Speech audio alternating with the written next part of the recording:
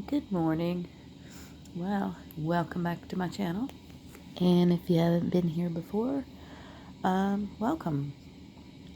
First off, I'm going to say, please excuse me. I have a cough drop in my mouth. I'm a bit under the weather, but so far nothing, not anything that I can't manage or get to. I was going to turn on some better lighting, but I'm actually enjoying a nice rainy morning outside of my window here. You know what? Let's raise the blind a minute so we can enjoy just a little bit more light. You can see my view outside. That's my window a little bit. It's a rainy morning. And my pumpkin's out there. There we are. A little bit more light come in, which won't hurt because I need reading glasses to see anyway. So, like I said, welcome back. Today I'm going to be continuing on my series. I'm still not sure how often I'm going to be uploading these, so just bear with me. I think what will end up happening is I will probably upload intuitively the same way we're using this book intuitively. So there probably will be no schedule. So if you watched the first, I guess we should call it an episode. Why not? I explained how I use this book, much like you would a tarot or oracle deck. This book has just, I can't say enough. But if you haven't, maybe go back and watch the first episode that I uploaded where I explain how and why I'm using it this way for this series. So I'm not going to go into that on this one. So with all that being said, I'm going to go ahead and start today's reading. I intuitively stopped at this page here, which is in my book 318, but I have learned that everyone's copies are different. So where I am at with this one, Women Who Run with the Wolves, is a chapter called Homing, Returning to Oneself. So again, at the end, I do not interpret this passage. This is for each and everyone to have their own journey with, and it wouldn't matter anyway because everyone gets something different from these passages. And if you're like me and you've read the same passages many times, you have received different healing and different insights every time you've read it. So it would be impossible to interpret it for everyone anyway. So here we go. And I'm also starting with a paragraph here that starts with truly the only thing. That is where my eyes went to. It did not go to the top of the page, so that's where I'm starting at. And then I just kind of let my spirit decide where I stop. Truly, the only thing one needs for intentional solitude is the ability to tune out distractions. A woman can learn to detach from other people, noise, and chatter, no matter if she is in the midst of a continuous board meeting, no matter if she is being stalked by a house that needs to be cleaned by a bulldozer, no matter if she is surrounded by 80 loquacious relatives fighting, singing, and dancing their way through a 3-night wake. If you have ever been a teenager, you definitely know how to tune out. If you have ever been a mother of an insomniac 2-year-old, you know how to take intentional solitude. It is not hard to do, just hard to remember to do. Though we all might prefer to have the kind of sojourn or temporary home that is much more sustained, wherein we can depart and no one knows where we are, and we return much later, it is also very good to practice taking solitude in a room full of 1,000 persons. It may sound odd at first, but frankly, people converse with the soul all the time, but rather than entering this state consciously, many fall into it suddenly, through a reverie, or all at once snap to, and find themselves in it. Because it is considered such an untoward thing, we have learned to camouflage this interval of soulful communication by naming it in very mundane terms. So it has been named thusly: talking to oneself, being lost in thought, staring off into space, or daydreaming.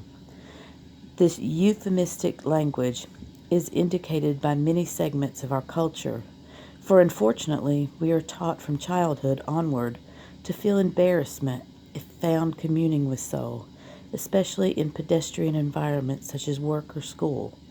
Somehow the educational and business world have felt that such time spent at being all one is unproductive, when in fact it is most fecund. It is the wild soul who channels ideas into our imagination, whereupon we sort through these to find which we will implement, which are most applicable and productive. It is commingling with the soul that causes us to glow bright with spirit, willing to assert our talents, whatever they might be. It is that brief, even momentary, but intentional union that supports us to live out our inner lives, so that instead of burying them in the self-inversion of shame, fear of reprisal or attack, lethargy, complacency, or other limiting reasons and excuses, we let our inner lives wave, flare, blaze on the outside for all to see. So in addition to gaining information about whatever we wish to see into, the taking of solitude can be used to assess how we ourselves are doing in any sphere we choose. Earlier in the tale, we saw the child stay under the sea for 7 days and nights, this being a learning of one of the oldest cycles of nature. 7 is oft considered a woman's number, a mystical number synonymous with the division of the moon cycle into 4 parts and equal timenses, waxing, half full, and waning. It has been usual in the old ethnic women's traditions that at the full moon cycle an inquiry should be made into the state of one's being, the state of one's friendships, one's home life, one's mate, one's children. In such a state of solitude we can do this, for it is during that time that we bring all aspects of self to bear at one point in time, excuse me, and we poll them, inquire of them, finding out what we, soul wishes right now, and then gaining it if possible. In this way, we take vital soundings of our current conditions. There are many aspects of our lives for us to assess on continuing bases: habitat, work, creative life, family, mate, children, mother, father, sexuality, spiritual life, and so on. The measurement used in assessment is simple: what needs less and what needs more. We are asking from the instinctive self, not in stilted logic, not ego-wise, but wise woman wise. What work, adjustments, loosenings, or emphasizing needs to take place? Are we still on proper course in spirit and soul? Is one's inner life showing on the outside?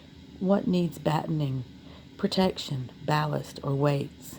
What needs to be disposed of, moved, or changed?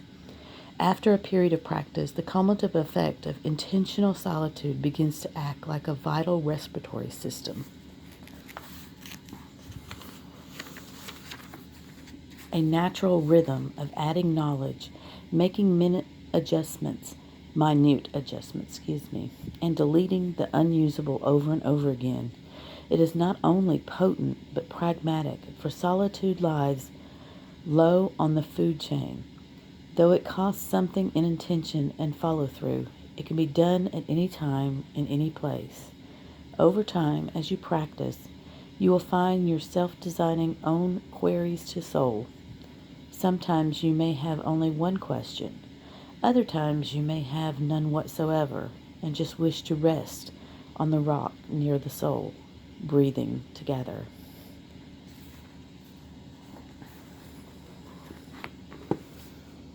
I'd like to thank you for joining me on this episode 2 of this series as we intuitively use Women Who Run with Wolves. I hope you enjoyed today's reading. If you'd like to share your insight and maybe your experience with this book in the comments below, I would love to continue the conversation, and I'd love to know how you've used this book in the past and what your experience with it has been. Anyway, thank you for joining me. If you haven't already, and you'd like to consider subscribing to my channel so you can stay with us and not miss an episode as we go through this. Like I said, go ahead and hit that subscribe. If you know a woman that really could maybe use this right now for maybe something she's going through. Maybe she could use some healing, and maybe you just care and you think that she could benefit, I think all women can, by hearing this series. Please share it with someone you love and care for. And until next time, I'm sending you lots of love from the holler. Bye.